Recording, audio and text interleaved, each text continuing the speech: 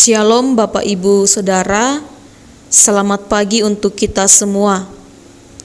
Selamat berjumpa kembali dalam Renungan Harian Toraja dari Bukit Sion Makale, Senin 23 November 2020. Sebuah ungkapan syukur jika kita masih diberi kerinduan untuk datang di hadapan Tuhan, mau merenungkan firman-Nya. Bacaan kita hari ini dari Yeremia pasal 30 ayat 12 hingga ayat 15. Yeremia pasal 30 ayat 12 hingga ayat 15. Mari kita berdoa untuk pembacaan dan perenungan firman Tuhan.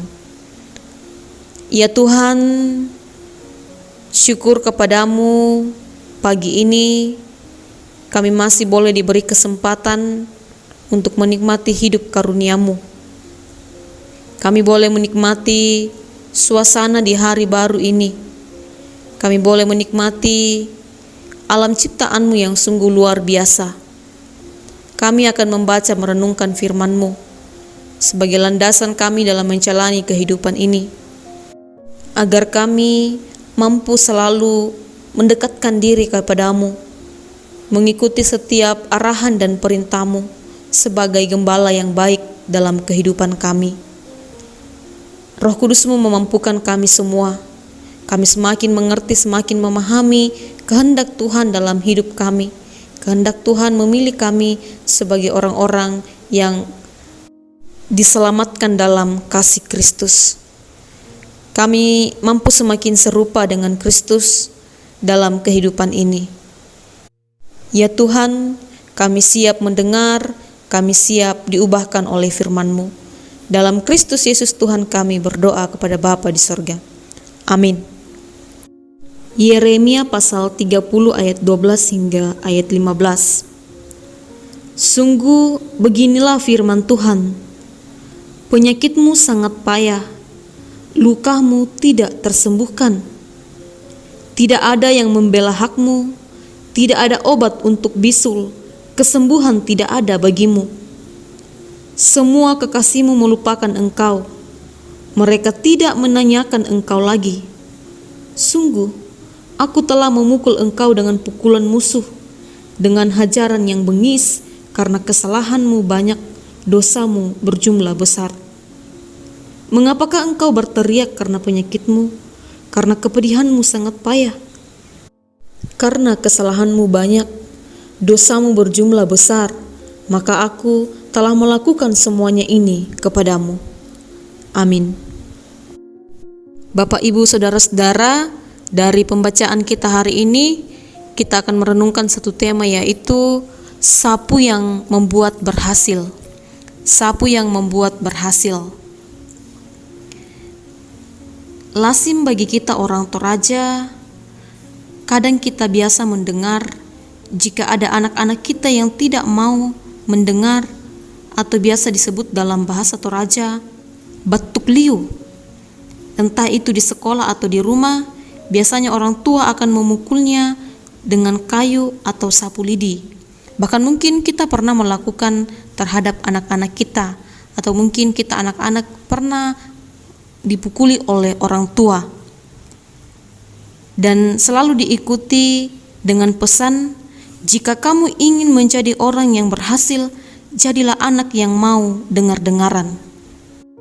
Dan bahkan memang pada akhirnya banyak dari anak-anak kita yang kemudian mengaku ketika anak itu telah besar dan berhasil dalam kehidupannya, mereka biasanya mengingat dan menceritakan peristiwa tersebut, bahwa andai kata dulunya saya tidak dipukuli oleh orang tua dan memberikan pesan kepada saya akan hal-hal yang saya perbuat, akan hal-hal yang membuat saya tidak dengar-dengaran, akan perbuatan-perbuatan yang tidak baik yang mereka perbuat. Dan memang secara pribadi, saya sering mendengar pengakuan tersebut dari teman-teman, rekan-rekan, atau senior-senior saya yang mengatakan bahwa saya tidak akan seperti ini, tidak akan menjadi orang yang berhasil jika pada saat itu orang tua saya tidak selalu mengingatkan dan kadang memukuli saya dengan kayu atau sapu. Saudara-saudara, demikian halnya dalam bacaan kita hari ini atas keadaan yang dialami oleh bangsa Israel. Mereka mengalami penderitaan, kesusahan, kesakitan oleh karena sedang diajar oleh Tuhan akibat ketidakmendengaran mereka dan tidak mau melakukan apa yang Tuhan kehendaki. Melalui Nabi Yeremia, Tuhan berbicara kepada umatnya bahwa luka yang dialami oleh bangsa Israel saat itu tidak ada obatnya dan tidak ada seorang pun yang bisa menyembuhkannya. Meskipun Tuhan tahu penderitaan yang umatnya alami, tetapi melalui itu Allah mau menasehatkan, Allah mau mengingatkan, Allah mau mengajar mereka akan kesalahan besar yang mereka telah perbuat, akan ketidakmau mendengaran mereka, akan ketidakengganan mereka melakukan apa yang Tuhan kehendaki dalam hidupnya. Saudara-saudara, kadang jika anak-anak kita dipukuli kayu, biasanya mereka akan meminta ampun dan berjanji tidak mengulangi hal yang sama.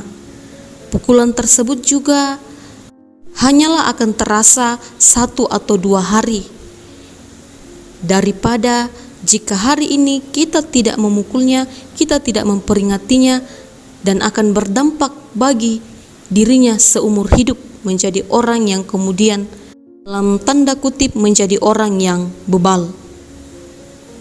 Demikian juga halnya yang diperbuat Tuhan kepada bangsa Israel.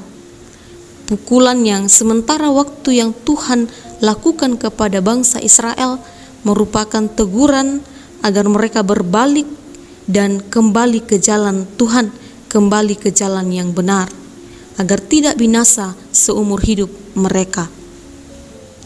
Bapak Ibu Saudara, demikianlah juga kita sebagai orang-orang yang percaya.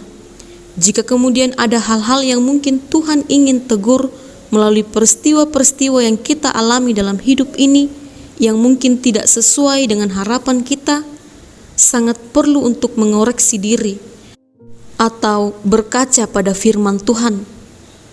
Mungkin Tuhan sedang menegur kita. Bersyukurlah jika Tuhan masih mau menegur.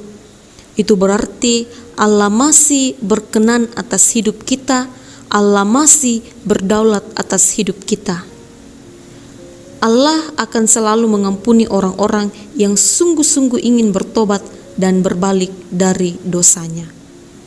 Amin. Kita berdoa. Syukur ya Tuhan untuk firman-Mu yang boleh kami baca dan renungkan.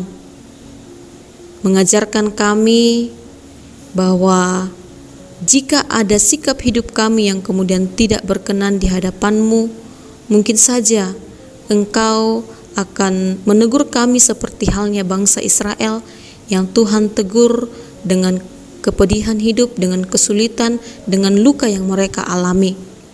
Ajar kami untuk mampu menjadi peka jika Tuhan menegur kami, peka jika Tuhan tidak menghendaki sikap hidup kami yang kami perbuat. Dan sekiranya atas semua itu kami memiliki kemampuan untuk mau berbalik dari kesalahan-kesalahan yang kami perbuat. Kami boleh semakin serupa dengan Kristus. Bahkan terlebih dari proses itu, kami mampu menjadi garam bagi saudara-saudara kami, menjadi terang di tengah-tengah dunia ini. Bapa yang di sorga, sebagai orang-orang yang percaya, sebagai orang-orang yang Tuhan kehendaki untuk menjadi garam dan terang, begitu banyak tantangan yang kami alami dalam kehidupan ini. Biarlah kiranya Engkau yang selalu memampukan, menguatkan kami dalam menjalaninya. Bapa yang ada dalam kerajaan sorga, mari lawat kami satu persatu dalam menjalani kehidupan di sepanjang hari ini. Tetap kuat dan sehat, dipenuhi damai sejahtera sukacita daripada Tuhan. Kami boleh bekerja dengan baik, bekerja dengan hikmat daripada Tuhan, mampu menjadi orang-orang yang bermanfaat bagi sesama bahkan terlebih boleh membawa kemuliaan bagi nama Tuhan. Ampunkan salah dosa kami ya Tuhan, terima kami yang berdoa. Dalam Kristus Yesus Tuhan. Amin. Demikianlah renungan harian kita pada pagi ini. Selamat menjalani hidup anugerah yang Tuhan karuniakan, dan kiranya kita boleh mempergunakannya sebaik mungkin untuk kemuliaan nama Tuhan dan boleh bermanfaat bagi sesama. Terpujilah Tuhan.